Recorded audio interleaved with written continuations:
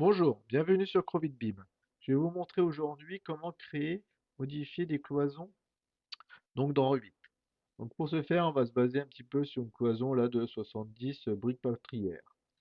Donc pour ce faire, là j'avais déjà fait un mur là, grossier pour voir et on va mettre deux cloisons dans les deux sens. Donc on va déjà créer notre cloison.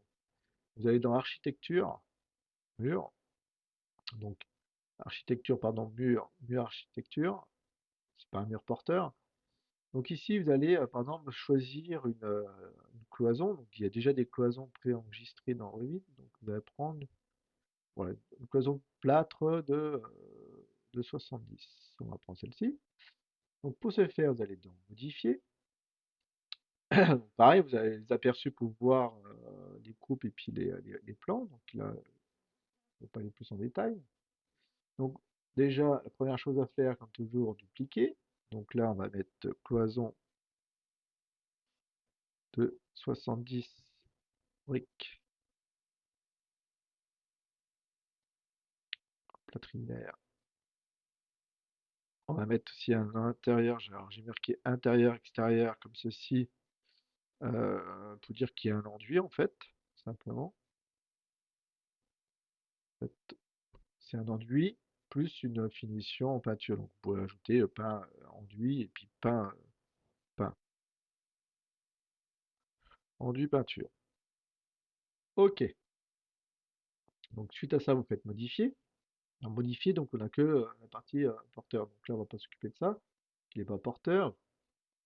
Nous, on a un isolant. Donc ici, on va mettre un isolant de excusez-moi, c'est pas un isolant, c'est une brique même, que nous sommes de la partie brique. On verra l'isolant après.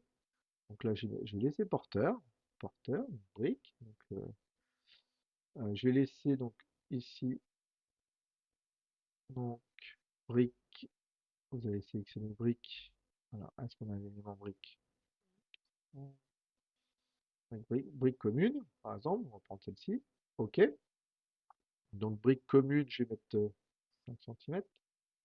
Le but, c'est d'arriver à 70, donc 7 cm. Donc ensuite, je vais rajouter une finition. Donc je vais insérer, donc je vais monter vers le haut. Ici, je vais donc finition 1, je vais mettre euh, mon enduit. Qu'est-ce que nous avons? Enduit. Donc je vais prendre l'enduit brut. Enduit brut. Donc là, je vais mettre un enduit pour faire quasiment 1 cm. Donc je vais mettre 0,9 ici. Et je vais mettre, donc ici, je vais reprendre celui-ci, insérer. Je vais reprendre finition 2. Donc la finition 1, c'est la première. La finition 2, donc on augmente. Donc ici, je vais mettre une peinture. Je vais pas aller en peinture. Je vais mettre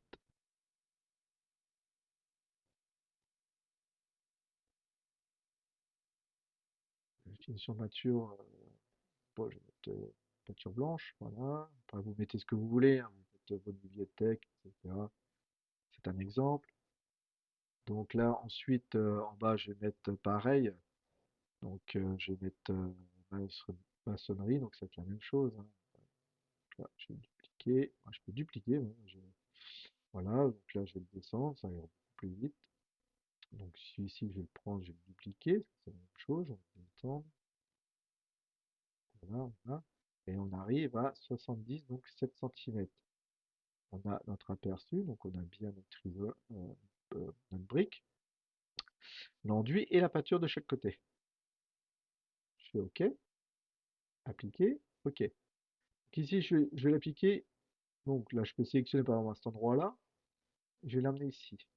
Donc vous allez voir, là, j'ai ma brique qui va bien jusqu'au mur porteur, c'est important d'avoir ce type de finition.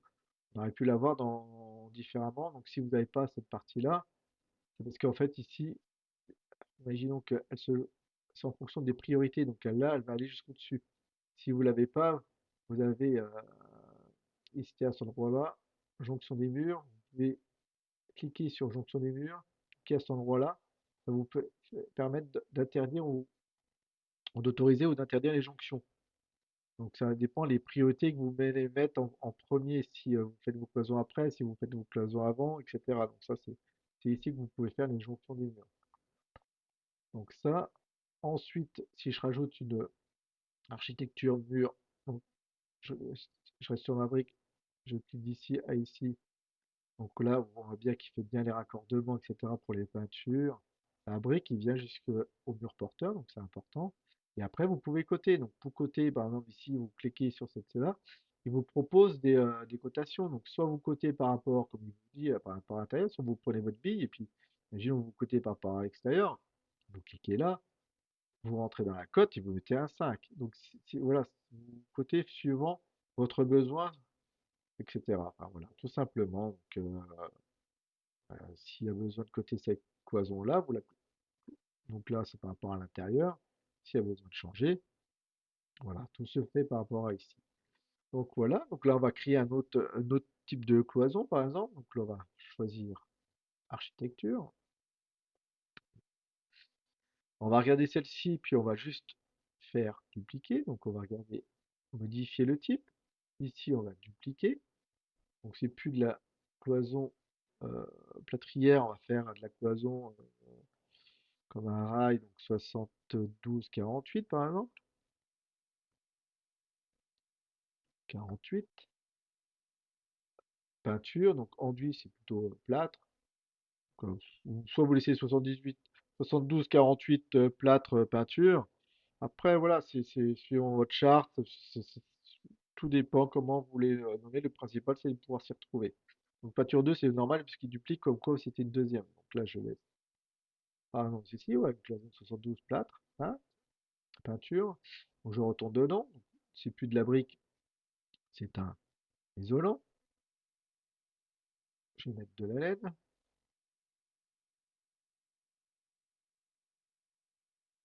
Laine minérale. Ok. Je vais faire en sorte d'avoir, donc là je vais mettre par exemple 11, 11 ici, 11, et là je vais mettre 48. Le principal c'est que ma cloison fasse 72. D'accord? On est bien à 7 cm de. Donc là on est bon, on fait OK, appliquer, OK. Donc pareil, soit vous sélectionnez votre cloison et vous modifiez directement ici, ça vous fait les modifications. Donc là c'est la brique, la cloison est par-dessus. Si vous voulez rajouter une cloison, donc pareil, vous sélectionnez votre cloison, vous cliquez ici, vous allez là, et là vous allez bien jusqu'au mode porteur. Donc ça c'est normal, vous avez les raccords, et ainsi de suite. Et puis après vous pouvez modifier les cotations, etc. Voilà, et donc du coup, j'ai rajouté une chose, votre cloison ici, quand vous mettez en 3D, donc vous avez une vue 3D ici, ça vous permet de voir votre ensemble. Donc là, vous voyez, quand vous cliquez sur la cloison ici, vous avez niveau 0 et sans contrainte. Parce que quand vous sélectionnez, je vais vous le dire, ici vous avez sans contrainte. Hauteur, bon, travail en hauteur, vous pouvez le mettre au niveau 1. Et là, ça vous met directement au niveau 1 en suivant vos élévations. Donc là, pour sélectionner l'ensemble, vous faites des contrôles tout simplement et vous le basculez en niveau 1. Comme ça, tous vos cloisons suivront suivant élévation. Vous pouvez changer ici. Si vous mettez, là c'était à 3 mètres, là, sans contrainte, c'était à 3 mètres. Si vous basculez une cloison à 2,50 m,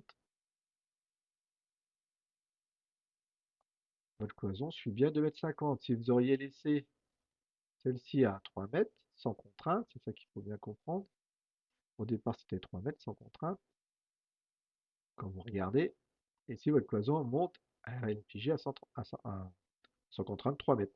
Donc pensez à bien vérifier vos ensembles pour que vous ayez bien, quand vous tracez, etc., bah, à chaque fois que vous tracez, vous mettez bien, suivant votre niveau, vous voulez au plus haut. Voilà, merci de m'avoir suivi. Pensez à me liker et à vous abonner. Au revoir.